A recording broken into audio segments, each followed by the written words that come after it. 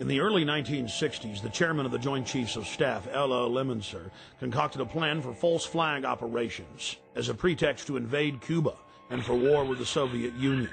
In Operation Northwoods, they planned to hijack jets by remote control, crash them, and blame the attack on Cuba.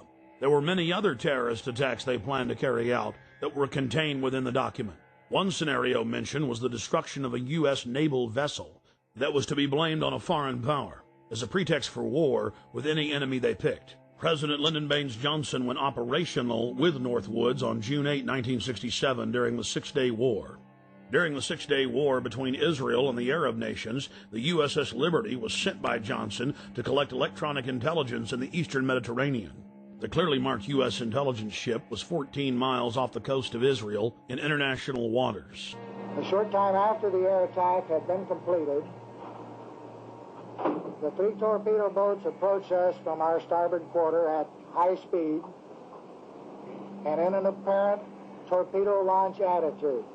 Israeli surveillance aircraft flew low over the ship and clearly identified it as an American vessel.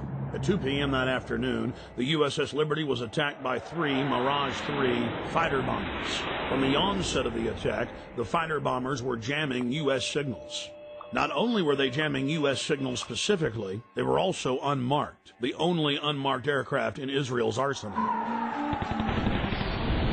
The fighter bombers strafed the ships with their cannons, dropped conventional munitions and napalm on the ship, repeatedly from stem to stern.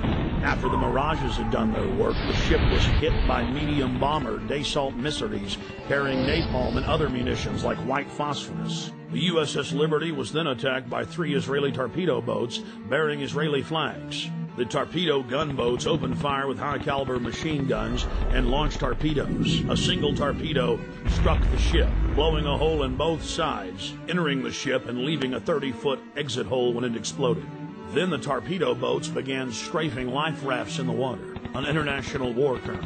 While all of this was happening, the oversized American flag flew clearly above the ship. The attack on the Liberty went on for hour after hour after hour. During the entire attack, the USS Liberty continually called the 6th Fleet that was nearby, begging for air support or rescue. 2 aircraft carriers in the Med responded by launching fighter aircraft.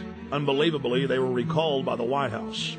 Rear Admiral Geist, then commanding the carriers in the 6th Fleet, called Washington personally to confirm the recall order. Secretary of Defense McNamara came on the line, and then President Johnson himself told Geist, "I want that goddamn ship going to the bottom. No help. Recall the wings." Imagine being Admiral Geist begging the president to allow you to defend an American ship that's under attack and being told by him that he wants the ship going to the bottom. Despite the fact that the U.S. carriers withdrew their help, a Russian spy ship appeared and witnessed part of the attack. After 3 hours into the attack, the Israelis withdrew because there were witnesses, allowing the damaged USS Liberty to limp to safety. 40 years after the attack on the USS Liberty, we know exactly what happened. I've interviewed former chairman of the Joint Chiefs of Staff, Admiral Thomas Moorer. I've interviewed the admirals that were on the line who heard what President Johnson said. I've even talked to the head JAG officer of the Navy who was ordered to falsify the reports and cover up what had really happened.